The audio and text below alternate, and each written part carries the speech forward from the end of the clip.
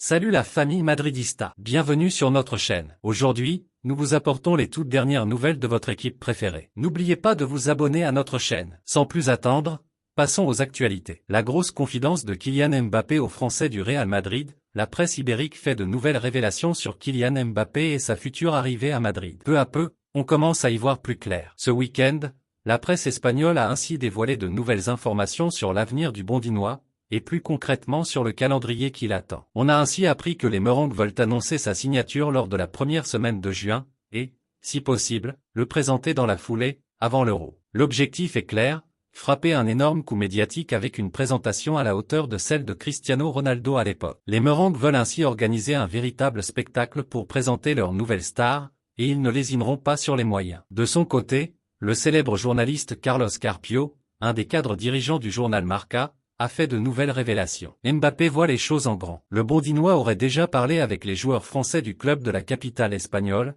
et il leur aurait déjà transmis un message très clair: j'ai très envie de réussir, j'ai énormément d'ambition. Un message très enthousiaste et plein d'ambition, qui a plu à Eduardo Camavinga et Aurélien Tchouaméni, qui sont sans surprise très contents de voir leurs compatriotes débarquer. Une folie des grandeurs logiquement partagée par la presse madrilène et par les fans du club, qui s'imaginent déjà célébrer de nouveaux titres majeurs avec le français à la baguette. Kylian Mbappé aura aussi toutes les cartes en main pour atteindre son objectif ultime sur le plan individuel, à savoir remporter un ballon d'or. C'est tout ce qu'on lui souhaite. Le successeur de Kroos déjà trouvé? Samedi soir, Toni Kroos a disputé son dernier match au Santiago Bernabéu, lui qui a décidé de mettre un terme à sa carrière après l'Euro 2024. Interrogé sur qui serait susceptible de le remplacer, Carlo Ancelotti a indiqué que ce ne serait pas Jude Bellingham, qu'il préfère un cran plus haut, mais il pourrait s'agir de Franco Mastantuono. À la surprise générale, Toni Kroos a décidé que 2024 serait l'année où il mettrait un terme à sa carrière. À 34 ans, le milieu de terrain a fait le choix de ne pas prolonger son contrat au Real Madrid et de raccrocher les crampons après l'Euro 2024,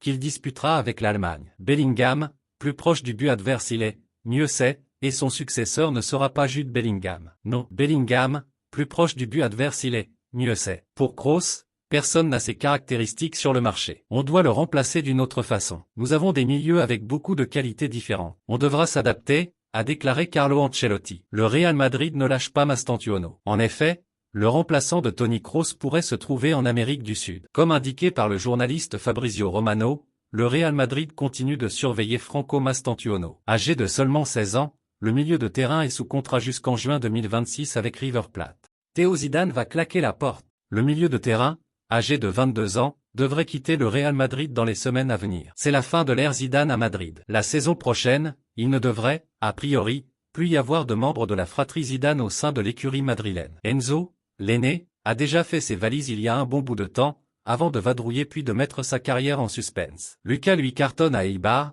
s'affirmant comme un des meilleurs gardiens de la D2 espagnole, avec des possibilités de retrouver la Liga rapidement. Théo est encore à Madrid, alors qu'Elias, le plus jeune, a quitté la capitale espagnole l'hiver dernier pour filer au Betis. Mais comme l'indique Relevo, Théo, dernier de la dynastie Zidane à Madrid, va lui aussi partir. Le milieu de terrain de 22 ans a ainsi pris la décision de quitter le club merengue pour tenter sa chance ailleurs. Il sait qu'une place en équipe première est extrêmement difficile à obtenir, et il veut jouer au niveau pro l'an prochain, même si la plupart des équipes de Détroit sont professionnelles, le championnat reste considéré semi-pro. Une belle cote en Espagne. Il va donc partir librement, puisque son contrat expire à la fin du mois de juin. Mais Théo Zidane ne quitte pas Madrid par la petite porte, loin de là. Il sort d'une très belle saison avec le Castilla sous les ordres de Raúl, disputant 37 rencontres au total, avec 2 buts et 4 passes décisives à la clé. De bonnes prestations et des qualités de joueur box-to-box qui lui ont permis de se faire une légitimité à Madrid. Théo Zidane ne devrait donc a priori pas avoir trop de mal à se trouver un club en deuxième division espagnole ou même dans le bas de tableau de Liga, qui sait. Il y a quelques jours, la presse espagnole évoquait un intérêt du légendaire Deportivo de la Corogne pour ses services, le club galicien étant tout juste promu en D2. Affaire à suivre. Merci d'avoir regardé notre vidéo. Laissez vos commentaires et suggestions, et n'oubliez pas de vous abonner à notre chaîne pour plus de nouvelles sur votre équipe adorée. À la Madrid!